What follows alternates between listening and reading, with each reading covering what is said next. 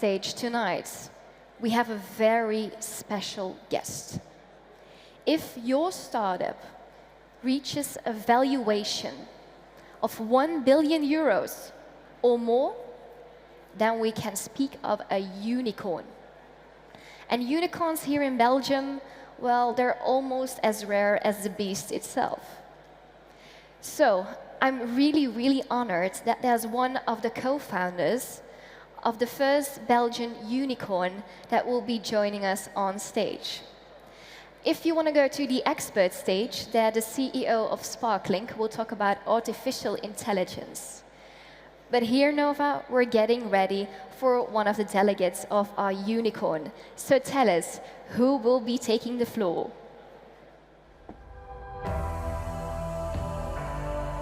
Our next speaker has played a critical role in driving innovation and growth at the very first unicorn in Belgium.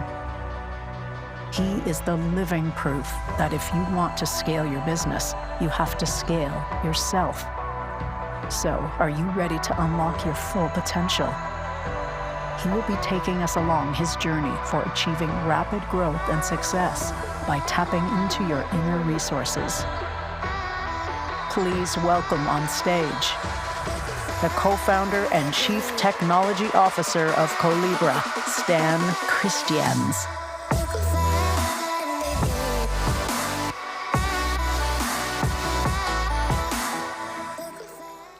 Hey, testing, sound works. Hi everyone, Stijn from Collibra, and I'm really happy to be here in Antwerp. It's been a while. This is very smoky, so I cannot see any of you. But happy to be here, and I'll share with you in the next 20 minutes a little bit of our journey from that we had at Collibra. We've been doing this for 15 years now, so actually when we started, we thought it would be over in 3, and we still have another decade of work ahead of us. So always plan for 10 years of your life if you do a startup, which I can greatly recommend, by the way. So first, I want to give you all a little warning, because you're probably like the generation that's grown up online all the time, and you're like, oh, you know, why should I care if somebody has my data? I have nothing to hide, meh, meh, meh, meh. Well, I want to share with you a story that they did at MIT already a long time ago, probably like 10, 15 years. And they did research not around big data, but around small data. So for a smart data scientist, if they have your phone number and the phone numbers that your phone number calls or texts in combination with maybe your GPS coordinates, which it can get from Wi-Fi as well, even if you have GPS disabled, and maybe you have Bluetooth enabled because you've got like a speaker or something. So now the device knows which other devices are nearby, right? So only that little piece of information, not the contents of your text messages, not the contents of the phone calls you make, but just the number calling the number at which time of day. And that small piece of data, if you collect that over a long period of time, say weeks to months, a smart data scientist can actually calculate that into features. Because you're probably always texting your friends during school hours, for example, right? So you're probably always at home in the weekend where there are other devices nearby, say for your family. So based on those patterns of behavior, very quickly, based on a little bit of data, the data scientists can say, oh, they're home now, or they're at school now, or they're commuting to work, without you ever having told them this. And then it turns out if you take those patterns and you turn them into other features, a smart data scientist can actually then make an accurate prediction about your psychological or emotional state. Because it turns out we are creatures of habit, and if you change your habits a little bit, that might actually be an accurate predictor of whether you're feeling okay, yes or no. Now, you might still think, well, that's fine, it's probably not so accurate, but it doesn't matter if it's 60% accurate or 90% accurate. What really matters to you as individuals and to your friends and your family is that all of a sudden, organizations are now using these inferences about you, these guesses about your psychological or emotional state, to then offer you products in different ways. And now, all of a sudden, you're asking for a mortgage to buy a house, and it gets denied. Or you're buying insurance, and your premium is higher than somebody else's, on the basis of that information that you gave away to those organizations yourself because you thought it wasn't that bad. Right? So think about data and think about how smart data scientists can actually do a lot more than you at this moment or most people in the world think can be done with it. And that small piece of data, maybe you think, oh yeah, we don't text anymore, we don't call anymore, we just send messages on Instagram. Well, if you're doom scrolling through videos or whatever, those are also small pieces of data, small behavioral patterns that can give the exact same predictions. So be careful. And I'm gonna give a quick Collibra plug, and don't worry, you'll probably be bored hearing it, you won't understand it, and you will even remember less of it. But the good thing about data is that a lot can be done with it, and a lot of dangerous things as well. But the good thing is that organizations seem to be really bad at doing stuff with data, just because of the way they work. And what I'm showing on the screen are 3 problems that are existing in organizations today.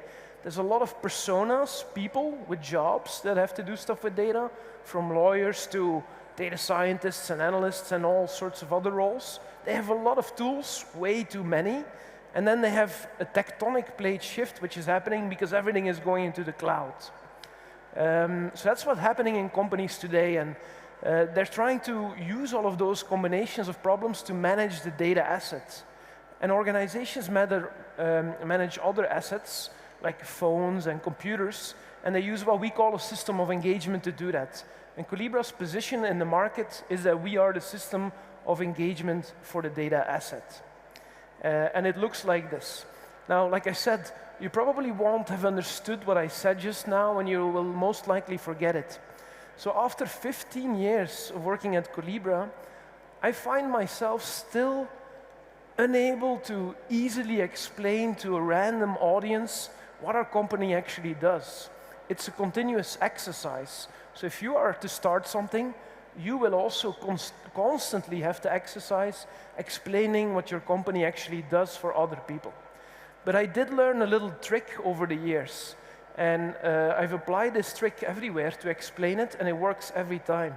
So I want to make a bet with all of you for $1,000 that it's easier to find to buy a book online than it is to find your own data in your own organizations. And that is the problem that Collibra solves for organizations. We offer them a sort of Amazon for their data that makes it easy to find the data in the organization. Now I'm done with the boring stuff.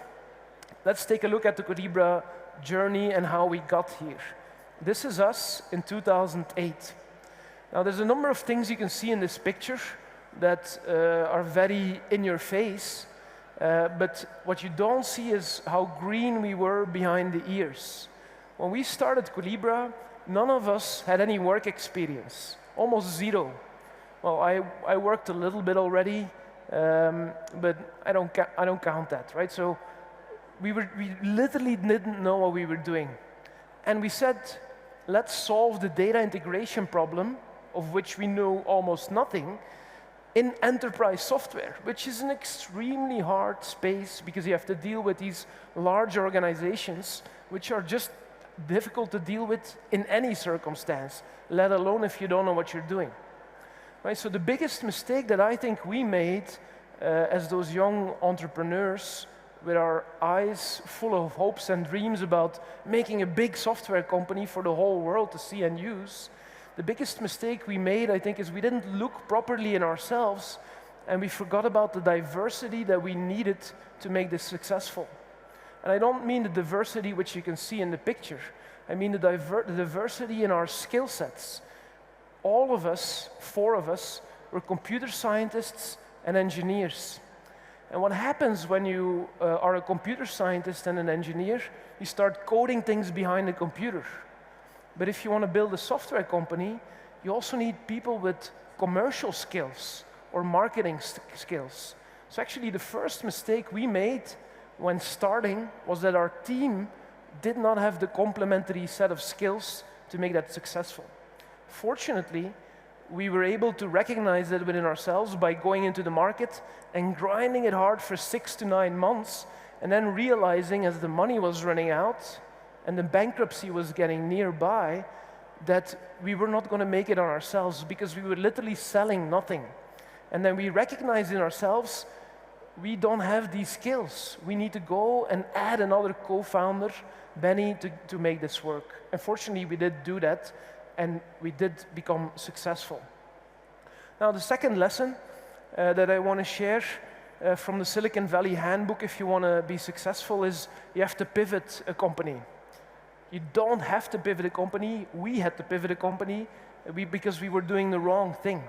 Pivoting a company means you're doing something, offering a certain product or service for a certain period of time. In our case, that was 3 years, and you realize it's not working. This is not going to work. We are going to go down if we keep going in this direction. And then you have to pivot and do something else.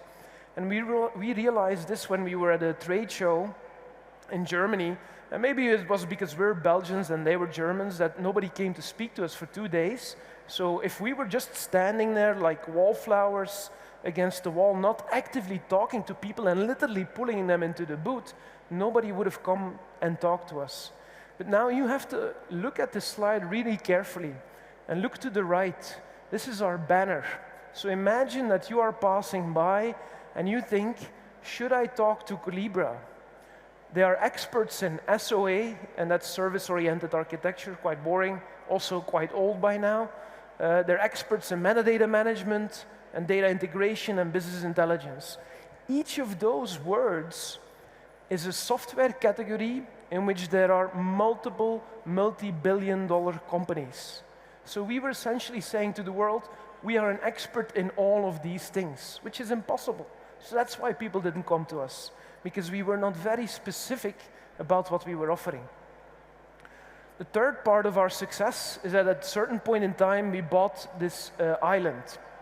This is a stupid joke. We didn't buy an island, don't buy an island. The reason that I put this picture of the island up there is the island is literally called Collibra Island. I've never been there. It's somewhere in the Philippines, and supposedly it's full of snakes. So don't go there. But what I want to share is that another part of the reason we were successful is because we were operating in our market. I assume that most of you are from Belgium, right? And when you look at Belgium on the map on your phones and you zoom out to the world, you actually realize geographically how small Belgium is.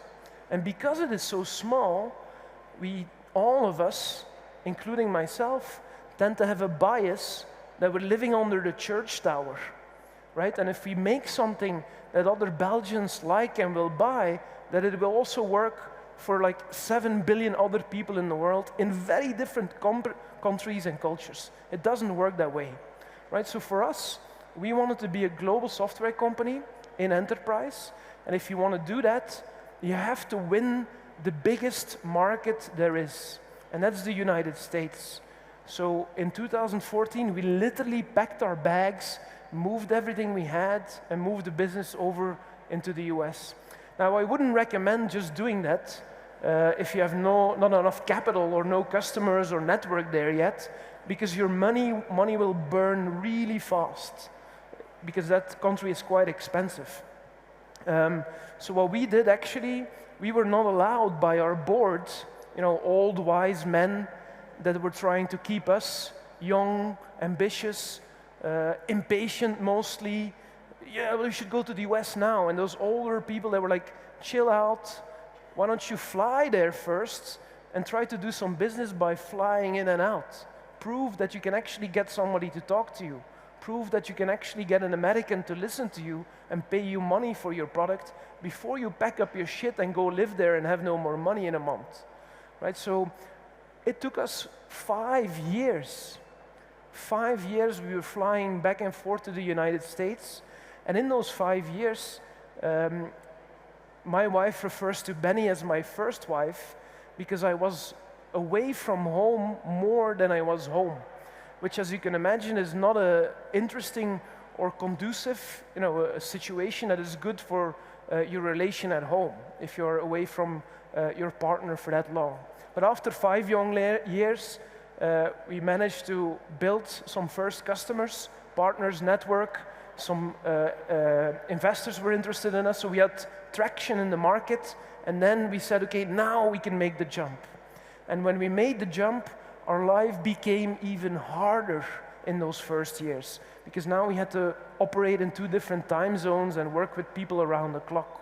But it was worth it, because 60 to 70% of our business today is still coming from North America. It is that big of a market. There are at least 1,000 companies that are bigger than the biggest Belgian companies, of which none of you have ever heard even their names in the United States. So it's just a big market for our space.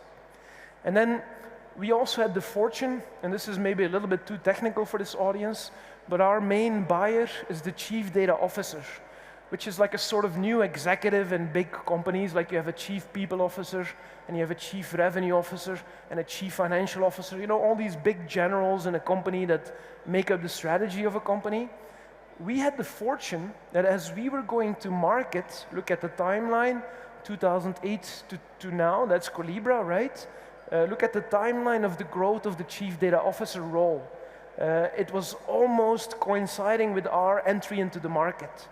So we were super lucky that our time to market matched that growth of that new executive role, which also happened to be our primary buyer at that time and still today.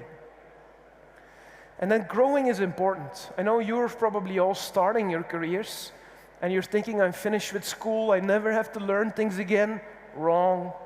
If you stop learning and you're running your own company, I guarantee you that your company will not grow.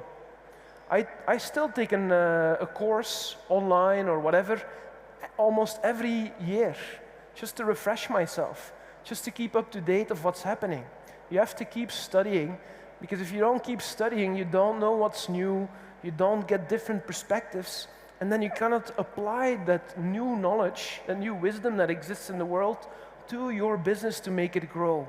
So again, if you don't grow, then your company also cannot grow. And whether you're going to start your own company or work in somebody else's, always make sure that you're growing. And that's not just in knowledge and certain techniques, whether it's coding or marketing or something else, but that's also in terms of your emotional and psychological state. At some point in time during this journey, all of you will, as they say, meet yourself. You will come across your own limits. Now you might think that the whole world is your oyster and you'll always be able to do everything, but that's not the case. At a certain point in time, you're hitting a wall that is yourself. Things you are really not good at doing. Things you maybe don't like doing and always procrastinate. And if at that moment in time you don't stop and get rid of your ego, which is what is stopping most companies from growing, ego, right? You think you know everything better, you don't think you have to ask for advice. The employee who comes to talk to you doesn't really know better than you because you're the boss. If you start thinking like that, your ego is stopping you, and that will stop your company from growing. Right? So look to coaches, look to counseling, look to mentors, read the books about it, but recognize in yourself what are your strengths and weaknesses, and try to mitigate the weaknesses. You're never going to get good at those anyway, and try to really make your strengths even stronger. But remember, you have that blind spot with weaknesses that are holding you back. So have friends in the company who are daring to tell you what those weak points are.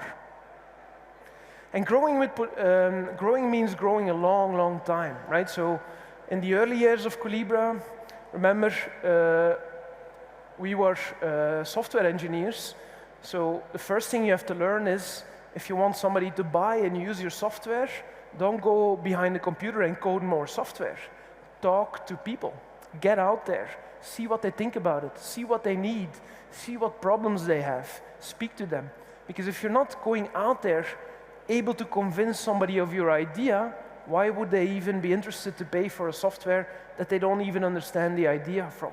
So at every stage of the company journey, you have to really focus on making almost a single thing work. First, prove that the idea works. Then prove that the product works. Then prove that the market works. Prove that the product works in a certain market, like it works in banks. Okay, next, we've sold it to 10 banks or 20 banks. Can we also sell it to hospitals? Can we sell it to energy companies? And so on and so forth. And then at the end of it, you've worked really hard, climbed this mountain, and then you think you've made it, but it's never true. Because once you're at the top of a mountain, what you realize is that there's another bigger mountain behind it. So for yourself, and for the people in your organization, your friends and your colleagues, you really have to make sure that they're always motivated and inspired to climb that journey, because it is an uphill climb. It is not necessarily easy. But if you don't make the climb, you will never get the beautiful view, and you will never realize that there are other more interesting, bigger opportunities still ahead of you. And there always are. So I want to start closing up, and I want to repeat with you if this thing works, obviously, which clearly it doesn't. So I had a GIF put in there, but apparently the GIF is not gifting. But what the GIF showed is bubbles. And the bubbles are data breaches. And the size of the bubble indicates how much data is stolen. And what the GIF shows is, it shows over time that there are more bubbles. So in 2006, there were maybe 10 bubbles. Now there's hundreds of bubbles. So there are hundreds of data breaches happening regularly. And there is more and more data being stolen.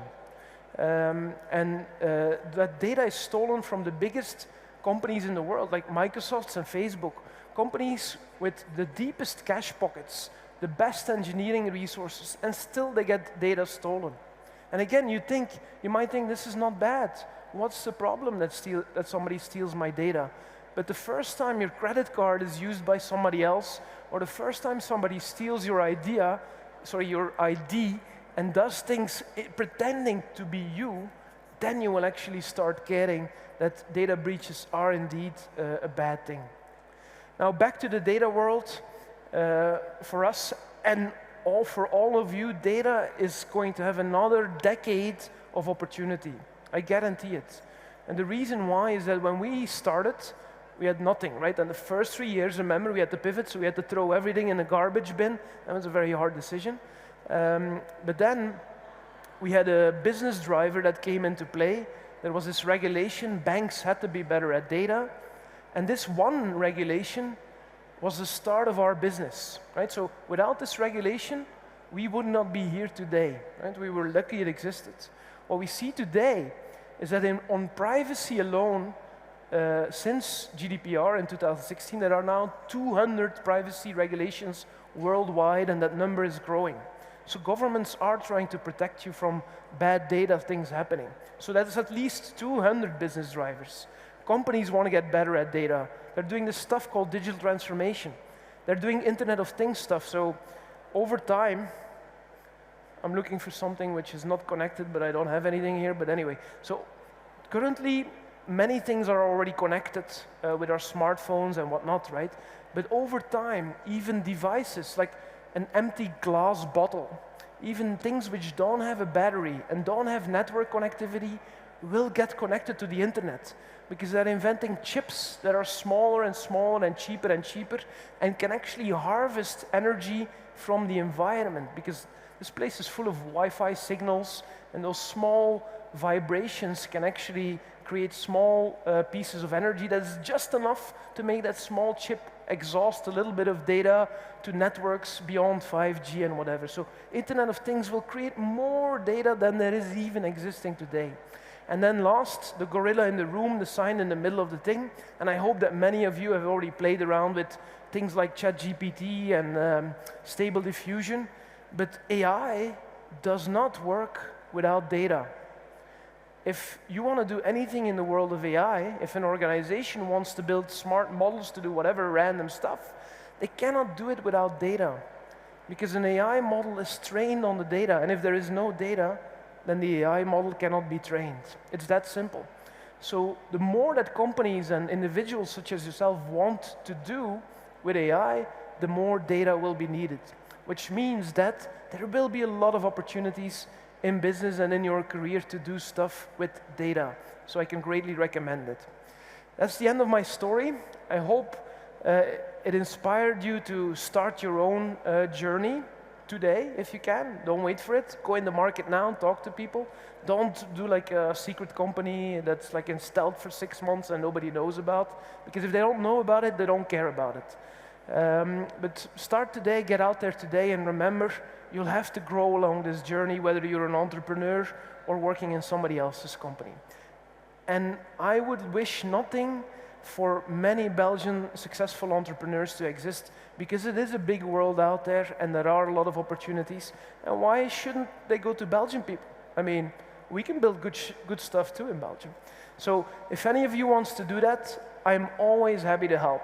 And you can find me on all of these links, and I'd be happy to give you some directions. Thank you very much.